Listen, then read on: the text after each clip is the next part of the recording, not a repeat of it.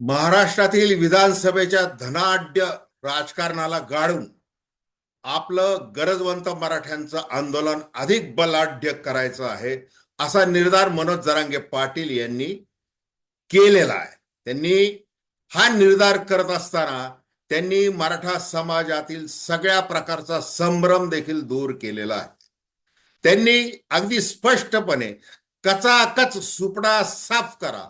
कुणाचा साफ करा? तर ज्यांनी या आरक्षणाला विरोध केलेला आहे. त्यांनी थेट देवेंद्र फडणवीस यांच्यावर तीव्र तिखट शब्दामध्ये हल्लाबोल केलेला आहे. त्यामुळे लोकसभा निवडणुकीमध्ये जे घडलंय त्याच प्रकारे हिसका कचका आता मराठा समाज भारतीय जनता पार्टीला दाखवल्याशिवाय राहणार नाही, असं चित्र जरांगे पाटील यांच्या थेट विधानामुळे निर्माण झालेलं आहे. त्याला कारणही तसंच आहे. आधी राजकारण, मग शरद पवारांचा हात आहे, एकनाथ शिंदेचं रसद आहे वगैरे अशी सगळी टीका करून मनोज जरांगे पाटील यांना घेरण्याचा प्रयत्न केला जात होता. त्यासंबंधी पत्रकारांनी त्यांना ज्या वेळेला विचारलं त्यावेळेला त्यांनी सांगितलं की हे तुम्हीच करताय आणि 40 वर्षांमध्ये ज्यांनी काहीच केलं नाही त्यांच्या बाजूने कसं काय, असा प्रश्न देवेंद्र फडणवीस यांच्याकडून विचारला जातो. त्यावर जरांगे पाटील यांनी असं म्हटलेलं की तुम्ही 5 वर्षामध्ये तर सगळाच कार्यक्रम करून टाकलेला आहे. गरजवंत मराठ्यांचा केलेला आहे, गोरगरीब शेतकऱ्यांचा केलेला आहे, धनगरांचा केलेला आहे, सगळ्या समाजाचा तुम्ही विचका करून टाकलेला आहे. त्यामुळं आता मराठ्यांनी आणि आपली ताकद आता दाखवली पाहिजे. दुसरीकडे पंतप्रधान नरेंद्र मोदी नांदेडमध्ये येतात आणि सांगतात की मी ओबीसी जातीमधला आहे, मी ओबीसी असल्यामुळे काँग्रेस राजकारण करत आहे, असा आरोप केलेला आहे. त्यामुळं महाराष्ट्रातल्या या निवडणुका खऱ्या अर्थाने जात्यंधपणाकडे कोण नेत आहे हे काही वेगळं सांगायची गरज नाही. आणि पुन्हा एकमेकांवर आरोप करण्यामध्ये महायुती आणि महाविकास आघाडी हे रममान होणार आहेत. दुसरीकडे कोट्यावधीची मालमत्ता ज्यांची आहे, ज्यांनी संपत्तीचं विवरण दिलेलं आहे, अगदी कृषी मंत्री धनंजय मुंडे यांची 81% जास्त मालमत्ता वाढलेली गेल्या 5 वर्षांमध्ये. त्यांच्या बीड जिल्ह्यामध्ये मराठवाड्याचा जर विचार केला तर 145 आत्महत्या सर्वाधिक झालेल्या आहेत. महाराष्ट्रामध्ये गेल्या 9 महिन्यामध्ये 1933 एवढ्या मोठ्या प्रमाणात शेतकऱ्यांच्या आत्महत्या झालेल्या आहेत. परंतु राजकारण्यांना कशाचं सोयर सुतक नाही. आणि मग मनोज जरांगे पाटील यांनी या सगळ्या पार्श्वभूमीवर आपली प्रतिक्रिया, आपला निर्धार व्यक्त केलेला आहे. त्यासंबंधी आपण अतिशय थोडक्यामध्ये चर्चा करणार आहोत. नमस्कार, जय महाराष्ट्र. मी डॉक्टर अनिल फळे. माझी आपल्याला विनंती की चॅनल सबस्क्राईब करावं, सबस्क्राईबचं बटन दाबावं आणि आपल्या प्रतिक्रिया बिनधास्तपणे नोंदवाव्यात. आपण तटस्थ भूमिकेतूनच चर्चा करू. हे बघा, महाविकास आघाडी असो किंवा महायुती असो, हे दोन्ही चाबरे आहेत असं मनोज जरांगे पाटील यांनी या मधल्या काळामध्ये म्हटलेलं होतं. आता त्यांनी सांगितलेले की समाजातल्या सगळ्या गावकऱ्यांनी काय करायचंय की तुम्हाला जो योग्य वाटेल उमेदवार, जो तुम्हाला व्हिडिओ करून देईल किंवा शपथपत्र देईल की ओबीसी मधून कुणबी म्हणून आम्ही मराठा समाजाला आरक्षण देऊ, त्यासाठी मी लोकप्रतिनिधी म्हणून आवाज उठवेल, असं त्यांनी तुम्हाला सांगितलं पाहिजे. आणि त्याच्यावर जर तुमचा विश्वास असेल तर त्याला तुम्ही पाठिंबा द्या. मग पाडायचं कुणाला हे तुम्ही तुमचं ठरवा. आणि मग हे विसरू नका की ज्यांनी ओबीसी मधून आरक्षण द्यायला तीव्र विरोध केलेला आहे, अशांना विसरू नका. अगदी काल 2 म्हाताऱ्या बायकांना हॉस्पिटलमध्ये न्यावं लागलं. काय? कारण की 14 महिन्यापूर्वी जे गोळीबार केला, छर्रे उडवले, ते आजही गोरगरीब समाजाच्या मायबापड्यांच्या शरीरातून बाहेर गेलेले नाहीत. ते छर्रे प्रचंड वेदना झालेल्या आहेत. ती वेदना तुम्ही विसरू नका, असं त्यांनी सांगितलेलं आहे. आता गेल्या 14 महिन्यांमध्ये पत्रकारांना वारंवार सामोरं जात राजकारण्यांचे वेगवेगळे आरोप सहन करत, त्याच्यानंतर मुस्लिम दलित अशी साठगाठ बांधत असताना, त्यांच्यावर हिंदूंमध्ये फूट पाडतोय वगैरे अशी टीका होत असताना, त्याच्यानंतर फडणवीस ब्रिगेड त्यांच्यावर तुटून पडत असताना, त्यांना वारंवार आव्हान देत असताना, तुम्ही उमेदवार तो उभे करून दाखवा, तुम्ही कराच उमेदवार, कारण की मतविभाजन जर झालं तर फायदा कुणाला होणार आहे? आम्हाला होणार आहे. अशा प्रकारचं त्यांना घेरण्याचा प्रयत्न केला जात होता. मनोज जरांगे पाटील यांनी माघारीची ज्या वेळेला घोषणा केली त्यावेळेला त्यांची जेवढ्या मोठ्या प्रमाणात निंदा नालस्ती करता येईल ती केली जात होती आणि ती केली जाणार देखील आहे. पुढच्या 10 दिवसांमध्ये महाराष्ट्राच्या गावागावामध्ये नेमकं काय चित्र निर्माण होत आहे त्यावर कोणतं सरकार सत्तेमध्ये येणार, महायुतीचं येणार की महाविकास आघाडीचं येणार, हे जरांगे फॅक्टर ठरवणार आहे. आणि एकूण जी 32%, 28 ते 32% जी मराठ्यांची लोकसंख्या आहे त्याच्यामध्ये गरजवंत मराठे किती टक्के आहेत, प्रस्थापित मराठे किती टक्के आहेत, या सगळा विचार. त्याच्यानंतर वेगवेगळ्या पक्षांमध्ये मराठा उमेदवारांचं कसं विभाजन झालेलं आहे, कार्यकर्ते कसे विभागले गेलेले आहेत. मग देवेंद्र फडणवीस म्हणतात की सोशल फॅब्रिकमुळे आम्हाला तोटा होणार नाही. त्यांनी तसा पंतप्रधान नरेंद्र मोदी आणि गृहमंत्री अमित शहा यांना सांगितले की आता जरांगे पाटील यांचं आंदोलन कसं विस्कळीत झालेलं आहे, त्यांनी ते गुंडाळलेलं आहे. पण मराठा समाजाचे एकमेव नेते म्हणून जरांगे पाटील दावा करत नाही. ते दावा काय करतात की 75 वर्षांमध्ये ज्या प्रकारची मागणी झालेली नाही त्या प्रकारची मागणी आम्ही केलेली आहे. जो 83 क्रमांकाचा कुणबी आहे तो मराठा आहे, तो शेती करतोय, शेतीचं जगतोय, शेतीतच मरतोय, त्याच्याकडे तुम्ही पाहायला पाहिजे आणि आरक्षण दिलं पाहिजे. तुम्हाला काय कायद्यामध्ये दुरुस्ती करायची तुम्ही संसदेमध्ये करा, कुठेही करा, पण ती ताबडतोब करा, असा त्यांनी आग्रह धरलेला आहे. म्हणून मनोज जरांगे पाटील हे असं म्हणत आहेत की निवडणुकीनंतर कशा प्रकारे आंदोलन उभं करायचंय, सामूहिक उपोषण कसे सुरू करायचे आहेत, त्याची तयारी आता मधल्या 10 दिवसांमध्ये करायची. मग प्रत्येक गावकऱ्यांनी काय करायचंय, जसं सुरुवातीला म्हटलं की त्यांनी व्हिडिओ त्या उमेदवारांचे घ्यायचे, जर संमती दर्शवायला आरक्षणाला पाठिंबा देईल, परंतु इकडे येऊन द्यायची गरज नाहीये किंवा कोणत्याही सभेला जाऊ नका. आपला थेट कार्यक्रम ईव्हीएम मशीनवर दाखवा, तिथं कचाकच तुम्ही बटन दाबा, असा त्यांनी आदेश दिलेला आहे. मग आता या सगळ्या पार्श्वभूमीवर त्यांचा जो राग आहे देवेंद्र फडणवीस यांच्यावर, आणि फडणवीस समर्थक वारंवार विचारतात की फडणवीस यांना एकट्यालाच का टार्गेट केलं जात आहे, त्याला कारण देखील तशी घडलेली आहे. एक तर तो ज्या वेळेला हरिपाठ वाचत होत्या त्या महिला, त्यांची डोकी फोडली, तिथं प्रचंड फौज फाटा नेण्यात आला होता, ठरवून फौज फाटा नेण्यात आला होता. जवळपास 700-800 पोलिसांची ती फौज जवान तिथं नेण्यात आले होते आणि तो हल्ला झाला आणि तिथून पुढे हे आंदोलन चिघळलं. आणि ते चिघळल्यानंतर गृहमंत्री म्हणून देवेंद्र फडणवीस यांना बिनशर्त माफी मागावी लागली. परंतु देवेंद्र फडणवीस यांनी ज्या वेळेला मुख्यमंत्री एकनाथ शिंदे यांनी वर्षा निवासस्थानी बैठक घेतली होती, ती बैठक का घेतली होती की हा जरांगे पाटलांचा मोर्चा मुंबईवर येऊन धडकतोय, त्यांचं समाधान केलं पाहिजे. मग ते समाधान कशा पद्धतीने करता येणार आहे, त्यांची जी काही कुणबी प्रमाणपत्राची मागणी आहे ती पूर्ण केली पाहिजे आणि त्यासाठी आपण तातडीने बैठक घेतली पाहिजे. त्यावेळेला देवेंद्र फडणवीस, अजित पवार हे ऑनलाईन उपस्थित होते की ऑफलाईन उपस्थित होते, तर ते काही तिथं वर्षा बंगल्यावर दिसलेले नव्हते. त्याच्यानंतर नवी मुंबईला मुख्यमंत्री एकनाथ शिंदे आले, मोर्चाला सामोरे गेले, छत्रपती शिवरायांची शपथ घेतली आणि तो कच्चा मसुदा म्हणजे ज्याच्यामध्ये सरसकट सगळे सोयरे असा उल्लेख केलेला तो जरांगे पाटील यांच्या हातामध्ये ठेवला, तिथं गुलाल उधळला गेला आणि खबरदार जर मराठा समाजाची फसवणूक कराल तर असा इशारा जरांगे पाटील यांनी त्यावेळेला दिला होता. मग हे सगळं एकनाथ शिंदे यांची रसद मिळते त्यांच्यासाठी.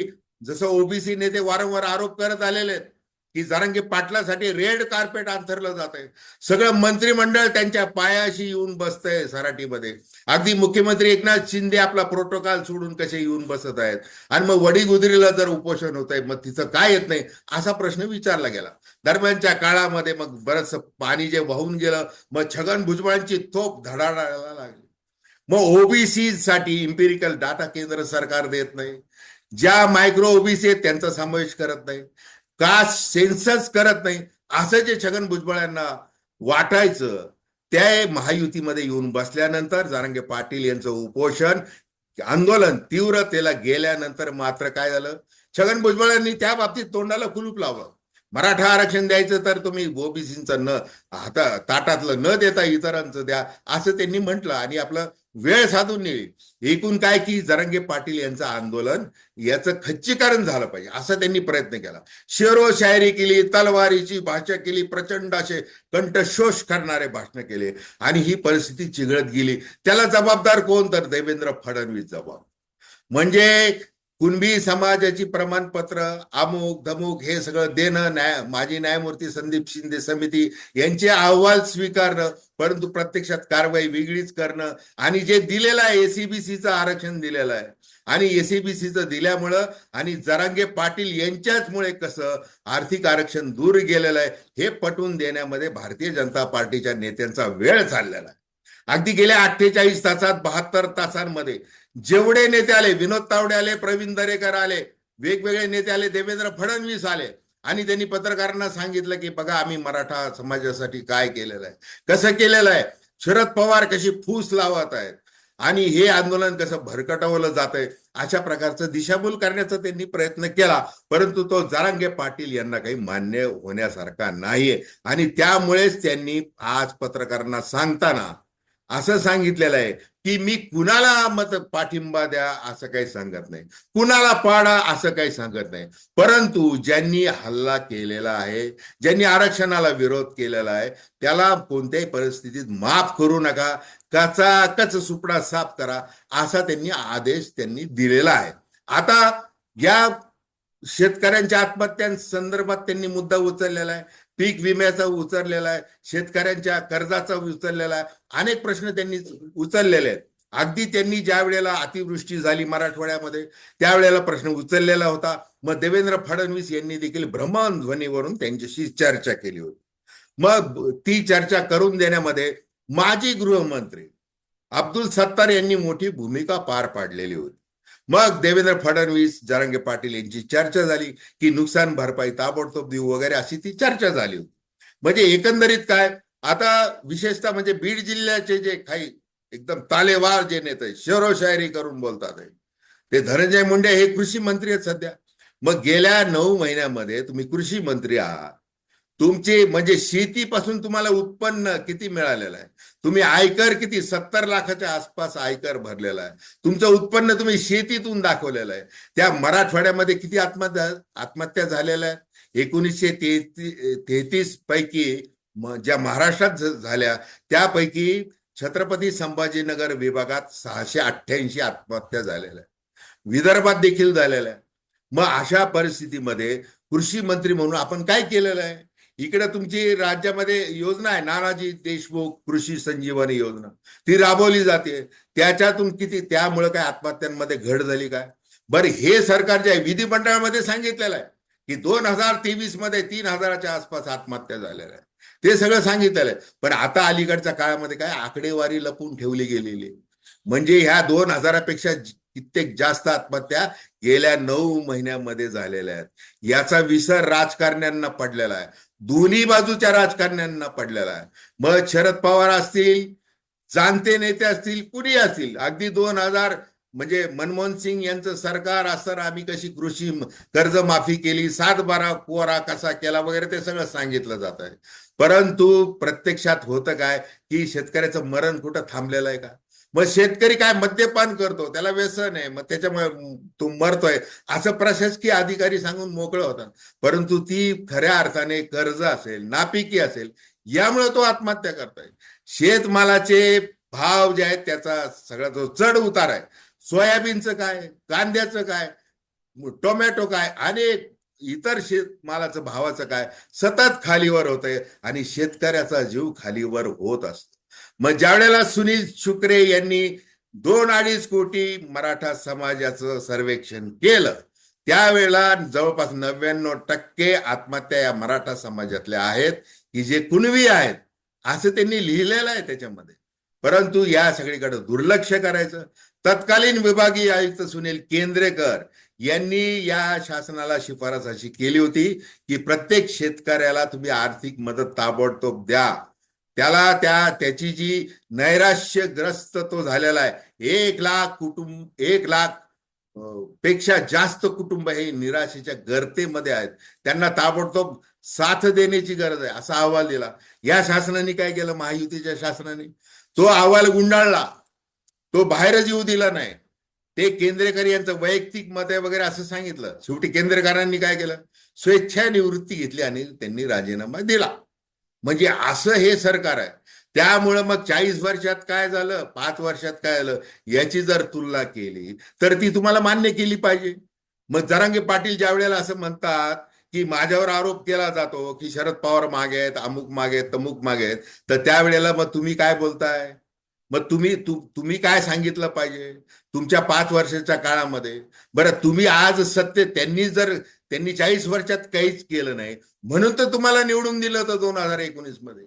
असं तारंगे पाटील म्हणतात आहे. 58 मोर्चे त्यावेळेला निघालेले होते, क्रांती मोर्चे, तरी 105 आमदार हे भारतीय जनता पार्टीचे निवडून आले.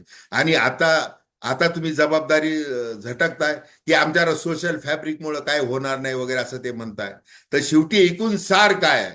एकूण सार असं आहे की जरांगे पाटील यांनी निवडणुकीचं राजकारण, आपल्या मर्यादांचं भान ठेवलेलं आहे आणि फक्त आंदोलन करण्याचं त्यांनी ठरवलेलं आहे.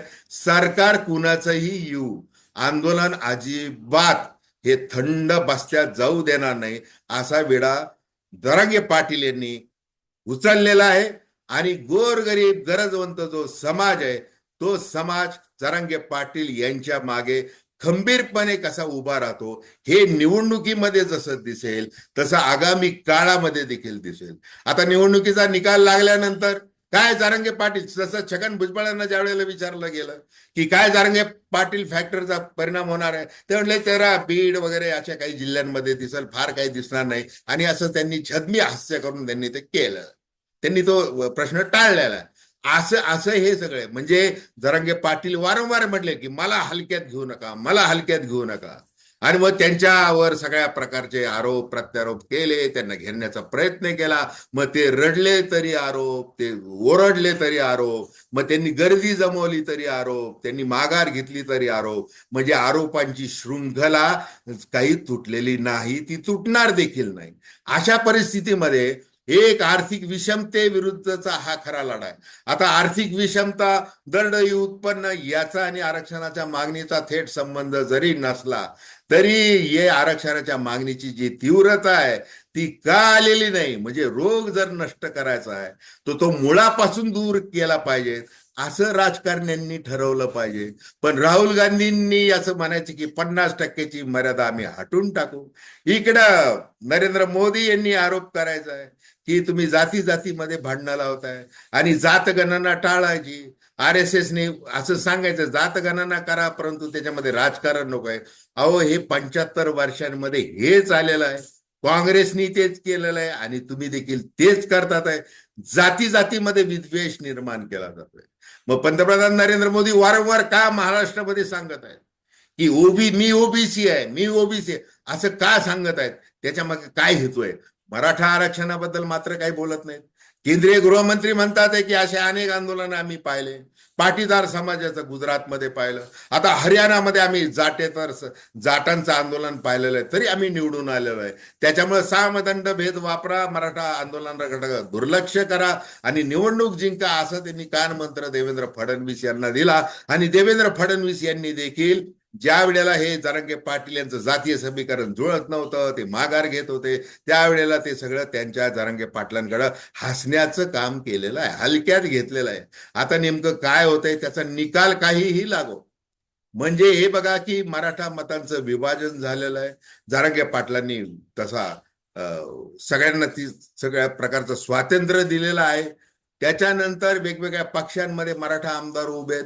त्याच्यामुळं काय होऊ शकतं हे आत्ताच कुणी सांगू शकत नाही. अतिशय अनप्रेडिक्टेबल अशी हे निवडणूक आहे, त्याच्यामुळं त्याच्याबद्दल कुणीच काही सांगू शकत नाही.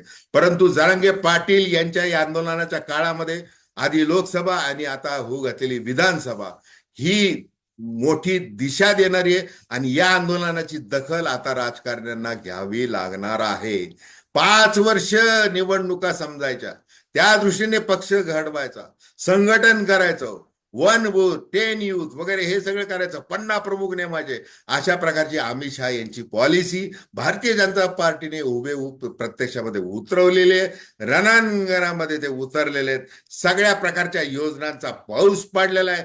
रेवडी वाटप केलेलं आहे. पंतप्रधान नरेंद्र मोदी ज्या वेळेला अरविंद केजरीवाल यांच्यावर टीका करायचे की आम आदमीने रेवड्या वाटण्याचं काम सुरू केलेलं आहे, लोकांना लाचार बनवण्याचं काम सुरू केलेलं आहे, लोकांची उत्पादकता धोक्यात आणलेली आहे, असं पंतप्रधान नरेंद्र मोदी टीका करायचे. आणि मग आता महाराष्ट्रामध्ये विधानसभेच्या निवडणुका जिंकण्यासाठी तुम्ही काय करताय?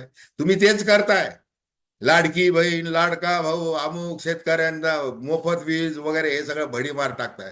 कुठल्याही अर्थकारणाची चर्चा नाही. आणि मग या योजनांच्या भडीमारामध्ये कसलाही अर्थ नाही असं गृहिणी बोलायला लागलेली आहे. 1500 रुपये एकीकडे देत आहे, त्याच्यानंतर एकीकडे महागाई वाढवताय, त्याचा उपयोग काय असा प्रश्न विचारला जातोय. मग आता मग जी चूक भारतीय जनता पार्टी करते, पंतप्रधान नरेंद्र मोदी करतात, तीच चूक यांनी काय केलेली, महाविकास आघाडीने देखील केलेली. महालक्ष्मी योजना 3,000 रुपये आम्ही देऊ, म्हणजे तुम्ही एकीकडे टीका करताय यांच्या अर्थकारणावर आणि तुम्ही देखील तेच करायला लागलेला आहेत. म्हणजे राजकारणी कुणीही असो, गरीबाच्या पोटावर वरवंटा फिरवायचा, त्याचं पोट जे पाठीला चिकटलेलं आहे त्याची पर्वा करायची नाही, त्याला जाती जातीमध्ये लढवायचं, आपला स्वार्थ साधून घ्यायचा. मग जाती जातीमध्ये लढवायचं, मग बटेंगे तो कटेंगे, हिंदुत्व अशा पद्धतीची भाषा वापरायची, रण पेटवायचं. आणि मुस्लिम मतदार कुठे वळायला लागलेला आहे? महाविकास आघाडीकडे वळायला लागलेला आहे. मग त्याच्यामध्ये कसे पाकिस्तानचे झेंडे आहेत, मग मशिदीमधून कसा हल्ला केला जातोय, मदरशांमधून काय दिलं जात आहे, हे सगळं असं बोलायचं. कसंही करून जात धर्मांमध्ये लढा लावायचा, एकमेकाचे डोके फोडायला लावायचे आणि सत्तेवर यायचं, असंच राजकारण्यांनी नेहमी ठरवलेलं असतं. त्यामुळं मराठा समाजातल्या गरजवंतांना आता ही संधी आहे की ते आपली एकजुटीने ताकद कशी दाखवतात. आणि आपण राजकारणामध्ये उतरू शकत नसलो, आपल्या मर्यादा असल्या आणि राजकारण हा आपला विषय जरी नसला तरी जे राजकारणी अशा प्रकारची लढाई घडवून आणतात, रोजचं मरण भोगायला लावतात, त्यांना धडा शिकवण्याची हीच वेळ आहे. तर धन्यवाद. हा व्हिडिओ आपल्याला आवडला असल्यास अवश्य शेअर करा, सबस्क्राईब करा आणि आपल्या प्रतिक्रिया बिनधास्तपणे नोंदवा. धन्यवाद.